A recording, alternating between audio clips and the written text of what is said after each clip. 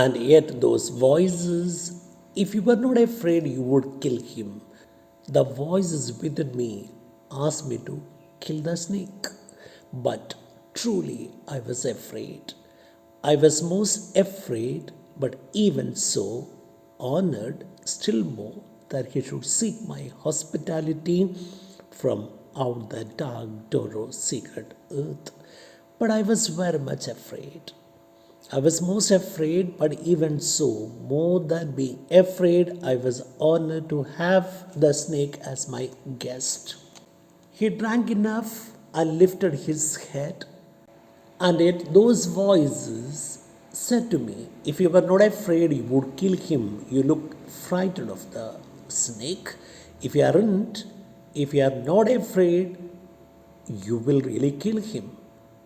And truly, I was afraid. The voices within me asked me to kill the snake, but let me tell you, I was afraid when I saw the snake. And truly, I was afraid. I was most afraid, but even more than being afraid, I was honored. More than being afraid, I was honored still more that he could seek my hospitality from out the dark door of the secret earth. More than being afraid, I was honored. I felt honored to have him as my guest. He came from out the dark door of the sacred earth to drink water from my water trough, so I felt honored more than being afraid. He drank enough, lifted his head dreamily as one who was drunk. He looked quite drunk. He drank enough water and looked completely drunk, and flickered his tongue, shook his tongue like a forked knife on the air. The snake has got a tongue which has got two branches, and he flickered that tongue, which looked like a forked knife on the air. So black, it was black, seeming to lick his lips. His tongue seemed to lick his lips, and looked around like a god. And the snake, while doing so, while flickering his tongue like a forked knife on the air, he looked around like a god, unseeing, without seeing anything, into the air. He just looked around without seeing anything into the air like a god, and slowly turned his head, and slowly, very slowly, as if thrice a dream, as if overtaken by a dream, as if in a deep dream, thrice dream here, as if in a deep dream. He proceeded to draw his slow length, curving round and climb again the broken bank of my wall face. He proceeded to draw his slow length, curving around. He moved around and climbed again the broken bank of my wall face after drinking water. And as he put his head into that dreadful hole, terrible hole from which he had come out, and as he slowly drew up, snake easing his shoulders means slithering or going into the small hole out of which he had come, deliberately going into the blackness. So he entered through the hole into the blackness, and slowly drawing himself after overcame me. Now his back was turned. So it moved into the darkness, pulling its body completely into it. And I looked around, put my pitcher. I looked around, put down my pitcher. I picked up a clumsy log, clumsy, not very handy, which I found it uncomfortable to hold, not a smooth one, a clumsy log, and threw it at the water trough with a clatter. So when I saw the snake going into the blackness, slowly drawing himself after, I was overcome with a different emotion. I got angry. I put down my pitcher. I looked around, put down my pitcher, picked up a clumsy log and threw it at the water trough with a clatter sound, huge sound. So I took a log and threw it at him.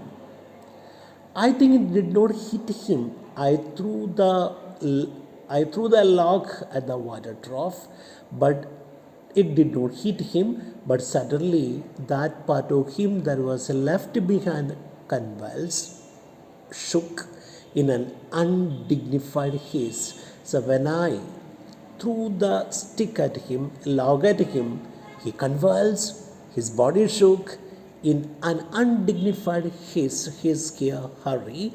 Immediately, it increased the speed of going inside, and writhed moved like lightning. Writhed here shook, writhed like lightning, and was gone into the black hole, the earth-lipped fissure in the wall front. So he went back into the hall, and the hall is the earth-lipped fissure. The hole is described as the earth-lipped crack in the wall front, at which, in the intense still noon, I stared with interest, curiosity. So I went on looking into the hole after it went inside. And I immediately regretted it. After that, felt sorry for having thrown the stick at it. I thought how paltry, silly, how vulgar, bad, what a dirty act thing that I did. I thought how paltry, how vulgar, what a mean act I did by throwing the stick at him, and I immediately regretted it. Soon after throwing the stick at it, I felt sorry for having done it. I described my act of throwing the stick at him as paltry, vulgar, and mean. I despised myself, I hated myself, and the voices of my cursed human education. I despised myself, hated myself, and the voices of my cursed human education, which made me attack the snake with a log. And I thought of the albatross at that time. Albatross is a bird. So now, when I regretted my act of having thrown a log at the snake, I remembered the albatross. I thought of the albatross. This is a reference to the albatross which comes in the poem The Ancient Mariner by Coleridge. In this poem, a sailor kills an innocent albatross for no reason and later pays a heavy penalty for his action. Now, the speaker thinks that he too will have to pay a great penalty for attempting to kill the innocent snake. And I wish he would come back. Now he feels that the snake would come back, then he could say sorry to it, my snake. He calls it my snake. Because he seemed to me again like a king. Now I call him my snake because now it appears to me as a king, like a king in exile. Actually, he should have been living here. When I threw the log at it, it went into exile, underworld, uncrowned in the underworld. He has gone back to the underworld. There he is uncrowned. He is not a king. He should have been honored, revered as a king on the earth. Now he has gone underground and he is uncrowned. Now due to be crowned again. I feel that he has to be crowned again. And so I missed my chance with one of the lords of my life. So the poet feels that he missed a chance with one of the lords, one of the gods of life, and I have something to expiate here, pay penance for, to compensate or make up for some wrongdoing. So he feels that he has committed a crime and he has to make up for that. He has to pay penance for the crime that he has committed.